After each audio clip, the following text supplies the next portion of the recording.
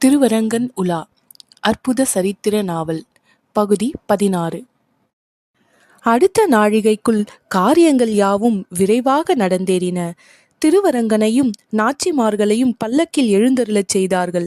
வேத்திரபாணிகள் தங்கப்பிரம்பு, வெள்ளிப்பிரம்பு, தலைவளைசல் பிரம்பு ஆகியவைகளை கையில் எடுத்துக்கொண்டு எச்சரிக்கை எச்சரிக்கை என்று விண்ணப்பம் செய்து கைகளை ஓங்கி தட்டி பேரோசை எழுப்பவே திருவரங்கனின் பல்லக்கு மெல்ல அசைந்து எழுந்து நகர ஆரம்பித்தது. அதன் பின்னால் ஒரு நகரமே ஊர்வலமாக செல்லத் தொடங்கியது. ராவேளையில் கிளர்ந்த அந்த ஊர்வலத்தின் முதல் அணியில் இருந்தவர் புகழ் வாய்ந்த வைணவ பெரியவரான பிள்ளை உலகாசிரியர். 60 பிராயத்தை நெருங்கிக் கொண்டிருந்த அவர் தூய பிரம்மச்சாரியாகவே வாழ்ந்து அரங்கனுக்கும் வைணவத்திற்கும் தம்மை அர்ப்பணம் செய்து கொண்டிருந்தார். திருச்செவிகளில் கடுக்கனும் திருமார்பில் துளவப்பட்டு நூல் மாலைகளும் அணிந்திருந்த அவர் தீவர்த்திகள் வெளிச்சத்தின் இடையே தாமும் ஒரு தீப ஒளியாக விளங்கிக் கொண்டிருந்தார். நிதானமும் ஆனால் அவசரமும் கலந்த நடையுடன் ஆரியப்பட்டால் வாசலை கடந்து அவர் வெளியே வர அவரது இரு மருங்கிலும் பின்னாலும் சீடர்களும் மற்ற பெரியவர்களும் வந்து கொண்டிருந்தார்கள். அவர்களை அடுத்தாற்போல் அரங்கனின் திருப்பல்லக்கு குட்டி குஞ்சரம் போல் ஆடிக்கொண்டு வந்தது. அதன் தனுசு கொம்பின் மீது ஒரு ராஜகிளி அமர்ந்து கண்களை சிமிட்டியவாறு கூட்டத்தை பார்த்து கொண்டிருந்தது.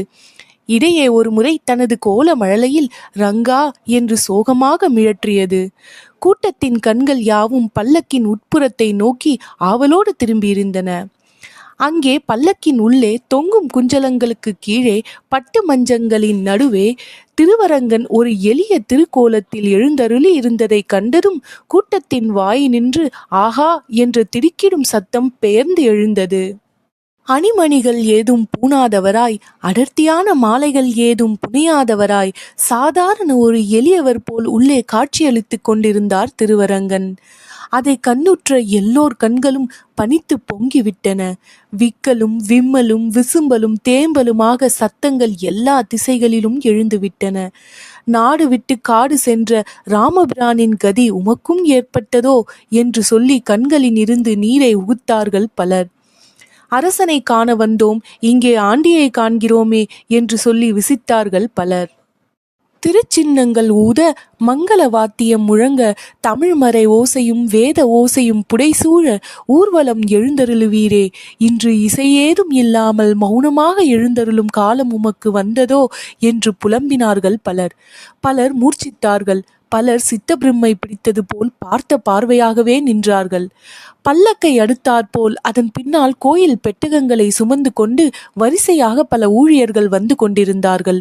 பெட்டகங்களில் அரங்கனது அணிமணிகளும் இரத்தின ஆரங்களும் முத்தங்கிகளும் வைர கங்கணங்களும் பலவித பதக்கங்களும் பொன் வெள்ளி வட்டில்களும் பட்டாடைகளும் பீதாம்பரங்களும் வரிசைப்படுத்தி அடுக்கப்பட்டிருந்தன. அவைகளை சுற்றியும் பட்டால் கொத்தினரும் திருவேலக்காரர்களும் கையில் வேல் தாங்கி காவலாக வந்து கொண்டிருந்தார்கள். அந்த தொடரின் முடிவில் கிங்கரர்களைப் போல் தெரிந்த பலர் தங்கள் திரண்ட தோள்களில் பெரும் பொதிகளை சுமந்து கொண்டு பூமி அதிர நடந்து வந்தார்கள். இந்த சிறு ஊர்வலம் அடுத்த வாயிலுக்கு போய் சேரும் வரை சுற்றியுள்ள கூட்டம் முழுவதும் அப்படியே அசைவற்று நின்று கொண்டிருந்தது.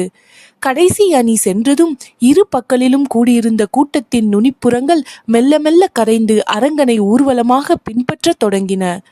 அந்த திருவரங்க நகரமே மௌனமான நிசப்தமான ஒரு நீண்ட ஊர்வலமாக அப்போது மாறி நகரத் தொடங்கியிருந்தது. கூட்டத்தில் செல்வோர் யாவரும் தங்கள் கைகளிலும் தோள்களிலும் சுமைகளை சுமந்து கொண்டு சென்றார்கள். பெண்கள் தம் ஒக்கல்களில் குழந்தைகளை ஏந்தி தலைகளில் கூடைகளையும் தாங்கி கால் நோவ நடந்து சென்றார்கள். தூளிகளை கட்டி இடையே கொம்புகளை கொடுத்து தம் வயதான தாய் தந்தையரை பலர் தோள்களில் தூக்கிச் சென்றார்கள். சிறுவர்களும் ஓடி ஓடி கூட்டத்தை தொடர்ந்து கொண்டே இருந்தார்கள். கூட்டத்தின் இடையே வசதி படைத்த பலர் பல்லக்குகளிலும் குதிரைகள் மீதும் ஏறிச் சென்றார்கள். கோவில் மதில் வாயிலில் இருந்து திருக்காவேரி கரை வரை அந்த ஊர்வலம் நீண்டு நகரும்போது எண்ணற்ற ஒளிப்புலிகள் நகர்வன போல் தோன்றின. குலசேகரன் மக்களிடையே முன்னும் பின்னுமாக ஓடியும் நடந்து போவோரை அவசரப்படுத்தியும் பின்தாங்குவோருக்கு உதவி செய்தும் விழும் குழந்தைகளை தூக்கி நிறுத்தியும் பம்பரம் போல் வேலை செய்து கொண்டிருந்தான். திருக்காவேரி கரையை கூட்டம் அடைவதற்கு வெகு நாழிகையாகியது. ஊர்வலத்தின் முன்னால் போய் நின்ற குலசேகரன் அப்போது தன் இரு கைகளையும் குவித்து, குருகையப்பா, சோலையப்பா என்று கூவி அழைத்தான்.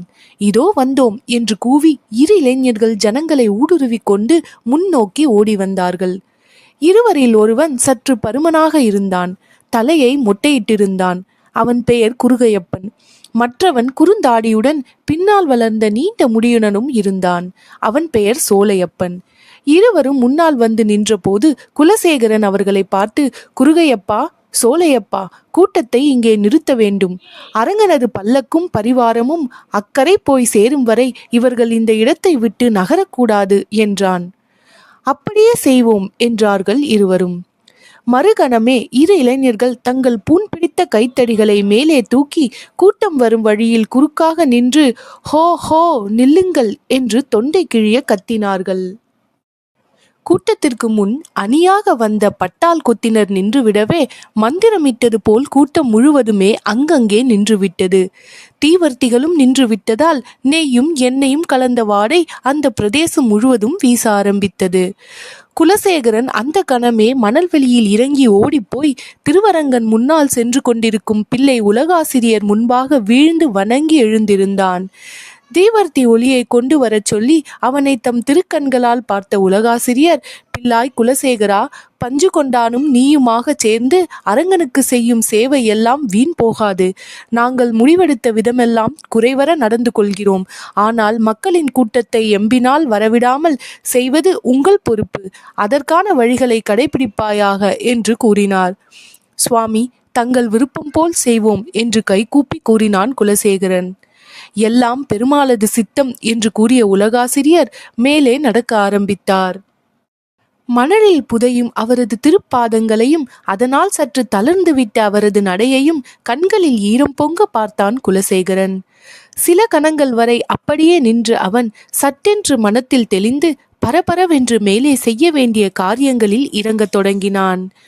ஆற்றில் கொண்டை கோள்கள் நட்டிருந்த இடங்களில் எல்லாம் தீவர்த்திக்காரர்களை நிறுத்தி வைத்துவிட்டு அரங்கனது ஊர்வலம் ஆபத்தில்லாமல் செல்வதற்காக ஒரு வளைவான பாதையை ஏற்படுத்தி கொண்டான் குலசேகரன்.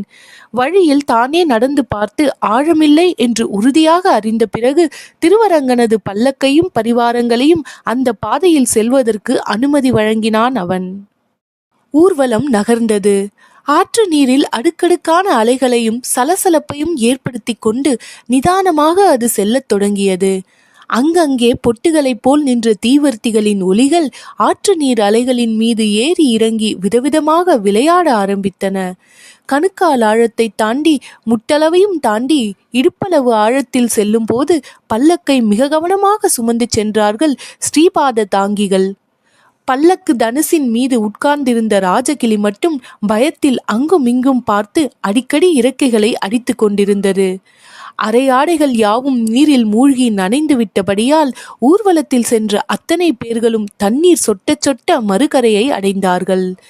மறு ஆடை உடுத்தக்கூட நேரமில்லை என்று உணர்ந்த அவர்கள் அரைக்கணம் கூட தாமதியாமல் தங்களது களைப்பையும் கூட பொருட்படுத்தாமல் ஒரு ஹீங்காரம் இட்டு பல்லக்கை கரை மீது ஏற்றினார்கள். முன் ஏற்பாட்டின்படி தீவர்த்திகள் எல்லாம் நீரிலேயே நின்றுவிடவே ஒரே ஒரு பந்தத்தை மட்டும் துணையாக கொண்டு அரங்கனது பல்லக்கு மேலே செல்ல ஆரம்பித்தது.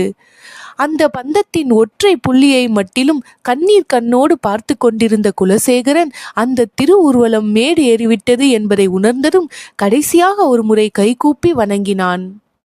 பிறகு மணல் பகுதியை விரைவாக தாண்டி புல்லாந்தரிசையில் ஏறி பட்டால் கொத்தினர் நின்று கொண்டிருக்கும் இடத்தை வெகு சீக்கிரம் சென்று அடைந்தான்.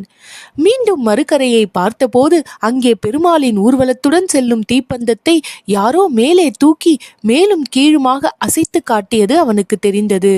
உடனே அவனும் அருகிலுள்ள தீவர்த்திக்காரரிடமிருந்து பந்தத்தை வாங்கி மறுமொழி கூறுவது போல் மேலும் கீழுமாக அசைத்து காண்பித்தான். உடனே மறுகரையில் உள்ள பந்தத்தின் ஒளி சட்டென்று மாயம் போல் மறைந்துவிட்டது. அப்படி மறைந்ததன் அர்த்தத்தை குலசேகரன் மட்டுமே நன்றாக அறிந்து கொண்டான். குருகையப்பா என்று உடன் அவன் கூவியதும் இதோ என்று முன்னே நின்றான் குருகையப்பன். ஊர்வலத்தை நகரவிடு. ஹோ நகருங்கள், ஹோ ஹோ என்று இறைந்தான் குருகையப்பன். ஊர்வலம் நகர்ந்தது. முகத்தில் சோகம் நிழலாட, கண்களில் நீர் அலைபாய, ஆடவரும் பெண்டிரும் பெரியவரும் சிறியவரும் கும்பல் கும்பலாக நடந்து முன்னே சென்றார்கள். அவர்கள் எழுப்பிய புழுதிப் படலம் தீவர்த்திகளின் ஒளியை கூட மறைப்பதாக இருந்தது. பார்க்க பார்க்க முடிவே இல்லாததாய் அனுமனின் வாளைப் போல ஊர்வல கூட்டம் நீண்டு கொண்டே இருந்தது. ஒரு நாழிகை நேரமாக அது போய்கொண்டே இருந்தது. கூட்டத்தின் முடிவில் வரிசை வரிசையாக பல்லக்குகளும் குதிரைகளும் வந்தன. அவற்றின் தொடர்ச்சி முடிந்த நேரத்தில் எருது பூட்டிய வண்டிகள் ஒற்றை வரிசையாய் வரத் தொடங்கின. தீவர்த்திகளும் சூழ்ந்தி பந்தங்களும் விளக்கு கூடுகளும் கண்ணுக்கு எட்டிய தூரம் வரை இரத்தினம் இறைத்தாற்போல் ஒளிப்புள்ளிகளை சிதறவிட்டிருந்தன. கூட்டத்தில் தலைப்பு பகுதி அதற்குள் ஆற்று நீரில் இறங்கி மறுகரையை நோக்கி விரைந்து சென்று கொண்டிருந்தது. நீர்ப்பரப்பின் ஊடே வளைந்து சென்ற விளக்குகளும் பந்தங்களும் ஆற்று அலைகளின் மேல் நடுக்கமிடும் பிரதிபிம்பங்களை எழுப்பிய போது அந்த ஒளிச்சிதறல்கள் இரவு வேளையில் ஒரு கண்கொள்ளா காட்சியை உருவாக்கி கொண்டிருந்தன. கரையோரத்தில் நின்று இந்த காட்சியை மெய்மறந்து கவனித்த குலசேகரன், கூட்டம் பாதி ஆற்றை கடந்துவிட்டது என்று தெரிந்ததும் இனி கோயிலுக்கு திரும்பலாம் என்று தீர்மானித்து திரும்பத் தொடங்கினான். 2 எட்டுகளை எடுத்து வைத்ததும் ஏதோ ஒரு நெடி அவன் மூக்கில் விறுவிறு என்று ஏறியது. மனத்தில் சிறு சந்தேகம் ஏற்படவே சுற்றியுள்ள பகுதிகளை கூர்ந்த கண்களோடு உற்று பார்த்தான். அடர்ந்த புதர்களும் இடைவெளியில்லா மரங்களும் உள்ள அந்த சூழலில் அவன் கண்களுக்கு எதுவும் படவில்லை. மேலே நடக்க முற்படும் போது குதிரை சிறுநீரிட்டதால் கிளம்பியிருந்த ஒரு கனமான நெடி அவன் எண்ணத்தை மீண்டும் உலுக்கியது. இங்கே இந்த கணத்தில் குதிரை எப்படி இருக்க முடியும் என்று மூளையை குடைந்து கொண்ட அவன் மறுகணம் சட்டென்று ஒரு யோசனைக்கு வந்தவனாய் கீழே குனிந்து கற்களை எடுத்து தன்னை சுற்றி 4 திசைகளிலும் உள்ள புதர்களை நோக்கி விட்டெறிந்தான். அப்படி அவன் எறிந்த ஒரு கல் எங்கேயோ சொத்தென்று படுவதையும் உடனே குளம்பொலிகள் தரையில் மாறி மாறி துவைக்கப்படுவதையும் அவன் கேட்டபோது திடுக்கிட்டு நின்றான். என்ன செய்வதென்று யோசிக்கும் முன் யாரோ அவன் பின்னால் பாய்ந்து வந்து அவன் கழுத்தை சுற்றி தன் கையை வளையமிட்டு அப்படியே அவனது மூச்சை நெரிக்கத் தொடங்கினான்.